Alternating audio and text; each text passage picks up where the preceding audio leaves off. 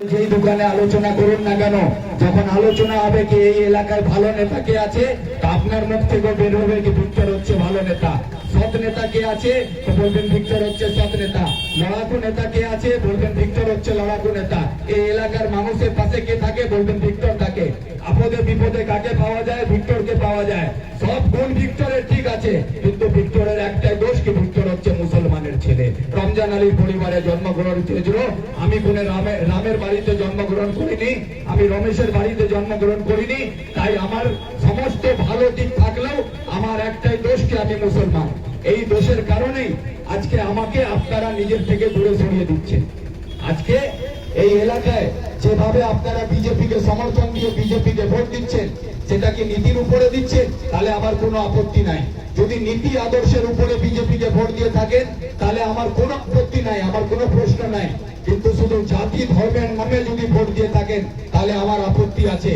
কিন্তু আমি ভারতবর্ষে জন্মগ্রহণ করেছি, যে দেশের সংবিধান আমাকে শিখিয়েছে এই দেশের মধ্যে কোনো জাতি ধর্মের কোনো স্থান নেই।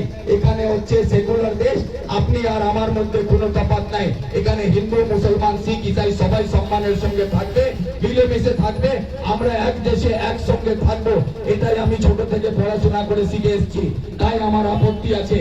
যদি আপনি নীতির উপরে কথা বলেন যে আমি নীতির সঙ্গে বিজেপি করছি, তাহলে আপনার নীতিকে নিয়ে আমি সম্মান করতে পারি, আপনার নীতিকে আমি সম্মান দিচ্ছি। কিন্তু আপনি জাতির নামে ধর্মের নামে বিভাজনের নামে যদি আপনি বিজেপিকে সমর্থন করেন, তাহলে এটা কিন্তু আপনি সমাজের পক্ষে অন্যায় করছেন, আপনার পরিবারের পক্ষে অন্যায় করছেন, দেশের সঙ্গে আপনি অন্যায় করছেন, দেশের সংবিধানের সঙ্গে আপনি অন্যায় করছেন। এইগুলো আমি আপনাদের কাছে প্রশ্ন রাখলাম। এরপরে আপনারা বিবেচনা করবেন, বিবেচনা করে আগামী 23 তারিখে আপনারা নিজের মূল্যবান ভোট হাত চিহ্নে দেবেন।